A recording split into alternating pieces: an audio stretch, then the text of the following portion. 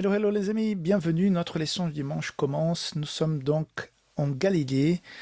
Ce sont des journées belles puisqu'il s'agit d'un mariage. Forcément, il pleuvait pas, forcément, il faisait pas froid.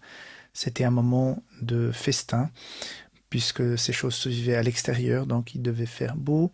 J'imagine que Jésus, qui invite ses disciples aussi, donc on se pose souvent la question, est-ce que les disciples ont été aussi invités puisque Jésus vient avec tous ses disciples, mais peut-être c'était l'habitude de l'époque.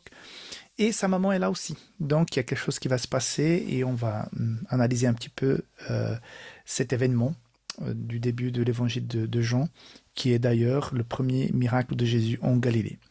Avant de parler de cela, je voulais te dire que ça fait Lisa là pour te soutenir dans ton cheminement spirituel, dans ton travail d'évangélisation, ou bien t'apporter des conseils par rapport à la santé, que ce soit nos livres de santé, les collections Vie Santé que nous avons, la collection Nouveau Style de Vie, deux collections qui sont assez fournies de beaucoup de sujets qui sont intéressants pour tout âge et pour toute période de la vie. Il y a un livre qui va être publié, qui est déjà imprimé, qui est en transit, qui va arriver bientôt sur notre site et chez nos représentants, qui est celui de Roberto Badenas, où il parle de famille à succès. J'ai oublié le nom exact en français. Franchement, maintenant, on a donné un titre et que j'ai oublié là. Mais c'est des familles à succès, aux familles victorieuses. Et donc, bientôt, ce titre sera disponible. Donc, on va faire plus de publicité bientôt par rapport au nouveau livre de Badenas.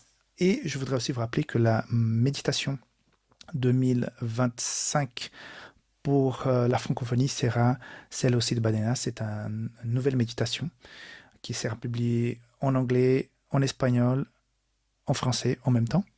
Donc aussi disponible bientôt sur notre site, encore déjà imprimé en transit, bientôt disponible pour que vous puissiez l'avoir pour l'année prochaine. Voilà, sans autre passons donc à la leçon d'aujourd'hui. Aujourd'hui, nous parlons sur le miracle de Jésus, le premier en Galilée, donc dans cette cérémonie de mariage.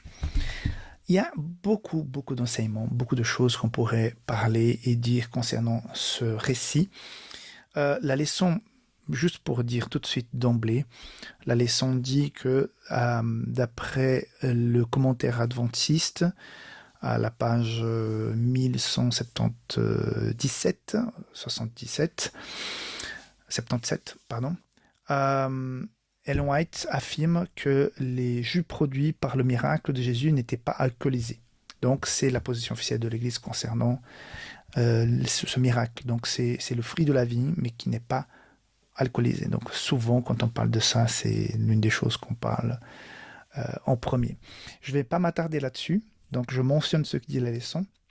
Ce qui m'intéresse, c'est il y a plein de choses. Donc, il y a ce parallèle que la leçon nous ramène que son premier miracle en Galilée est un rapport avec la libération du peuple de l'Égypte, de la même manière que le peuple de l'Égypte a été libéré de l'Égypte par Moïse et tous ces miracles qui vont avoir lieu, donc ces plaies et la sortie, la traversée de la mer Rouge.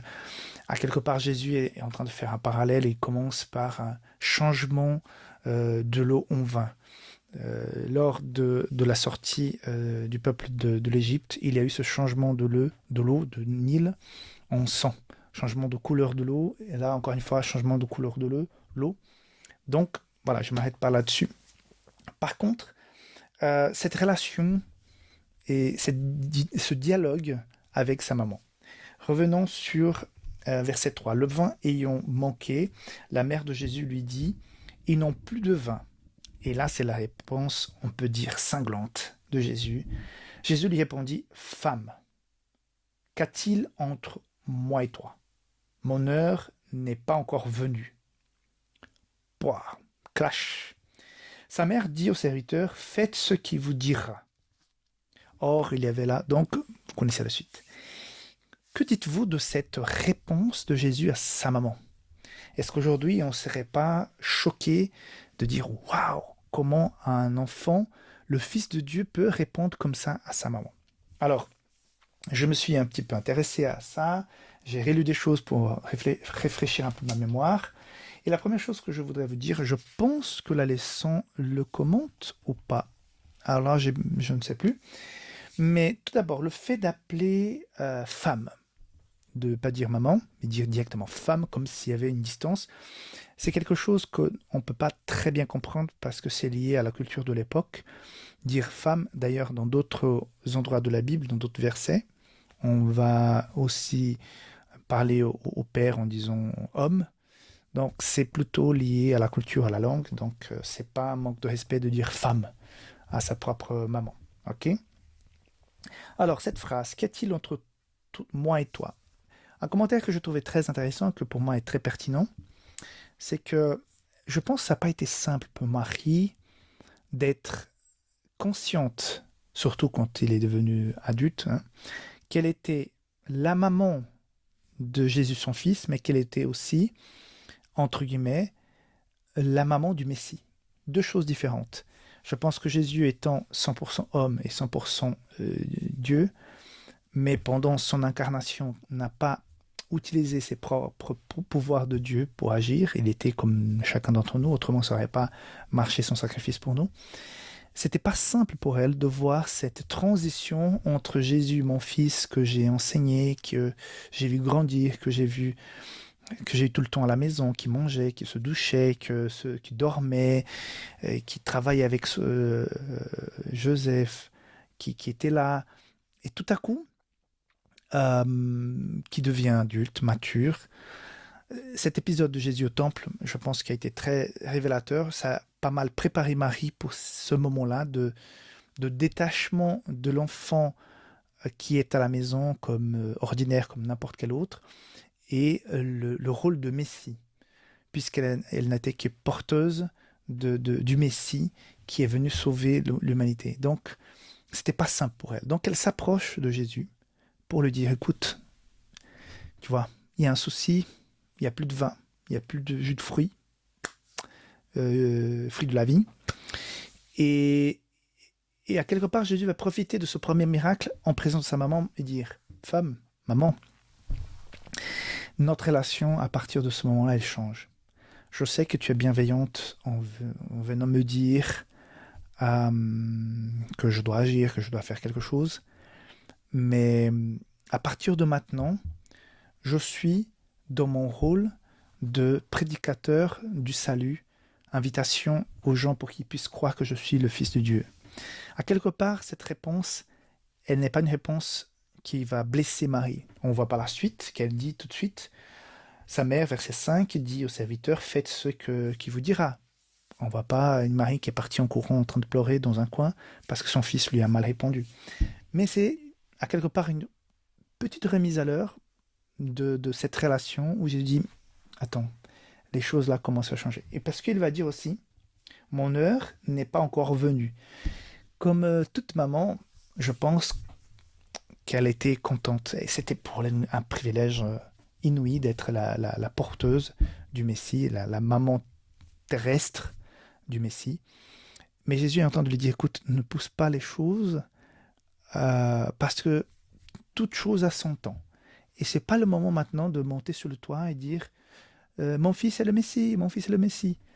Et à partir de ce moment, laisse-moi gérer. Je sais que tu m'aimes, je t'aime aussi, mais là j'ai mon ministère.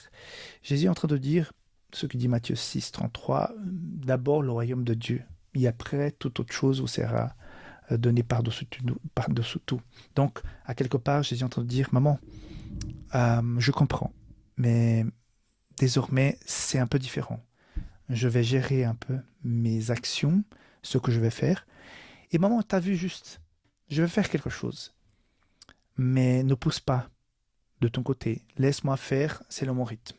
On est tellement connectés, maman, qu'on sait que je dois agir là maintenant. Tu as senti que je devais faire quelque chose. Moi aussi, j'ai senti.